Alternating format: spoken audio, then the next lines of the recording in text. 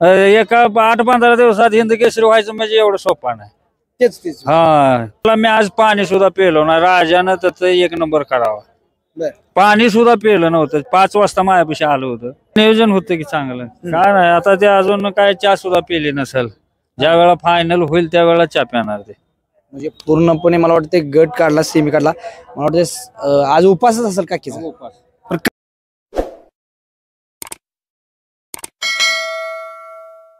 आपण राजाविषयी आलोय. अनेक लोकांचा फोन आले, म्हणजे फोन येत होतं नुसतं मेसेज करून तर सांगते रेंज पण नाही, फोन आवाज पण येणार. राजा नुसता आवाज येतोय. तर दादा सलग 3रं वर्ष पहिल्यांदा आदत होता तेव्हा पण हिंद केसरी मैदानात राहिला. गेल्या वर्षी 1 नंबर केला. ह्या वर्षी पण काय सांगचाल? काय बघूया आता गोलालाच राहिलोच आपण. मग आता ते राजाच्या मनावर राहिलं किंवा माणसाने आता जेवढे आशीर्वाद देतील त्याच्या जोरावर काय हो 1, 2, 3 काय व्हायचं ते होईल. पण हे काय की दावी बिवी बांधली नाही तिथं, काय नाही, काय सुद्धा नाही, दावी नाही, काय नाही. कशाला जावे बांधायचे हो.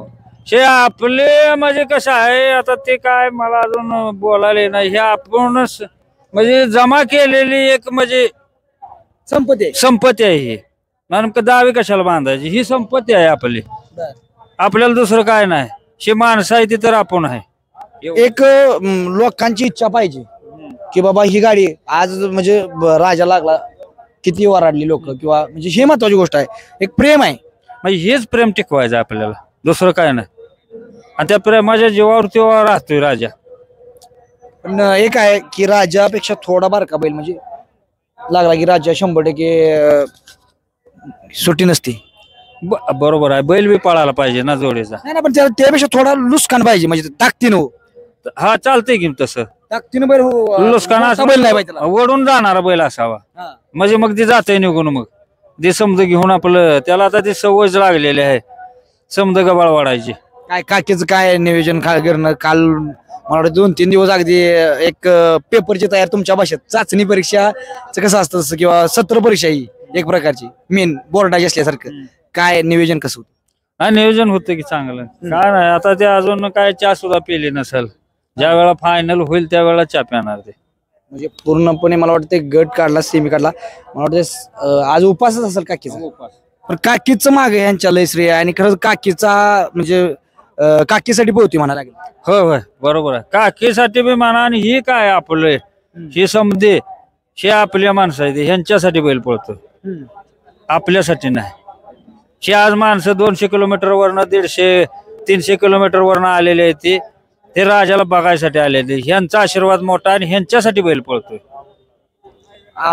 थंडीत म्हणजे आता शिव बैल असा आहे की उन्हाळा थंडी बिंडी म्हणजे कंटिन्यू म्हणजे थंडीला बेणार नाही, उन्हाला बेणार नाही. त्याचं म्हणजे वेगळंच आहे कातन बितन. त्याला समजत चालतंय कारण आपण लहानपणापासून आपण या समजातनं गेलेला आहे. तो ऊन बी खाल्लंय, पाऊस बी खाल्लाय, तर थंडी बी खाल्ली आहे. त्यामुळे मोकळ्या मैदानावला बैल आहे ना. त्यामुळे त्याला ही समजत चालतंय. काय नाही फरक पडत. ऊन असलं ऊन चालतंय, पाऊस असला पाऊस चालतो. म्हणजे उन्हाळा पावसाळा. पण ज्या दिवशी जलामला त्या दिवशी पावसात भिजत होता. भिजत होता. ती कुठे तर आपण म्हणतो जलामलेल्या पोराच्या अंगावर थोडं पाणी टाकायचं म्हणजे दट होतं. दट एक पहिली म्हण आहे की आपण पाणी थोडं टाकत होते. अजून सुद्धा काढते. डॉक्टर झालं मुलं का पाण्यात बुडवते तीच. आता नाही डॉक्टर बुडवत नाही, पण पहिली बुडवत होती. म्हणजे तसं तो जलामला तेव्हा पूर्णपणे वरण पावसानं त्याला. आता तुम्ही बघितले सफरातनं पाणी काय वरण गळणारच की. मग आता ते काय पावसातच भिजत होता ना. त्याला परिस्थिती जाणीव आहे की. जाणीव म्हणण्यापेक्षा कसं आहे जनतेचं प्रेम ह्यांच्यामुळे ते जुळलंय. तर दादा बरं का एक पुसेगावची म्हणजे आता प्रत्येक आपण काय म्हणतो आपला बैल असला की आपण देवाला हात जोडतो की बाबा आपला गुलाल होऊ दे. तसं किती जर लोक राजाला म्हणत असतील मग आमचा राजाचा गुलाल होऊ दे. हा काय नवस हे करते ती माणसं. ते पुन्हा सांगते ते आम्हाला नवस केलाय काय. मला मग परवा पोरग एक आलं होतं बारकच 10वीला पोरग आहे. त्यानं तरी म्हणला मी आज पाणी सुद्धा पेलो ना. राजानं त्याचं 1 नंबर करावा. पाणी सुद्धा पेलं नव्हतं. 5 वाजता माझ्यापाशी आलं होतं.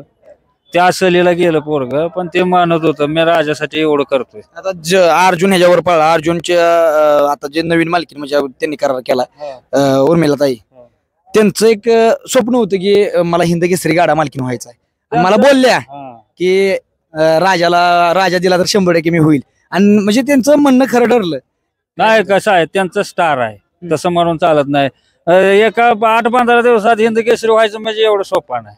तेच हा सोपं नाही ना, कारण आपण कितीतरी वर्ष घाली होतो याला हिंद केसरी व्हायला, पण ते थोड्या दिवसातच झाल्या. आता काय झाल्याच की झाल्या हिंद केसरी, त्यांचं स्वप्न साकार झालं. स्वप्न साकार झालं, पण अजून पण तुम्हाला नियोजन माहित नसतं दादा? नाही माहिती नाही. म्हणजे हा कुठेतरी विश्वास याला, म्हणजे ह्याच्यामुळं हे यश आहे म्हणा. हो विश्वास हा मोठा आहे.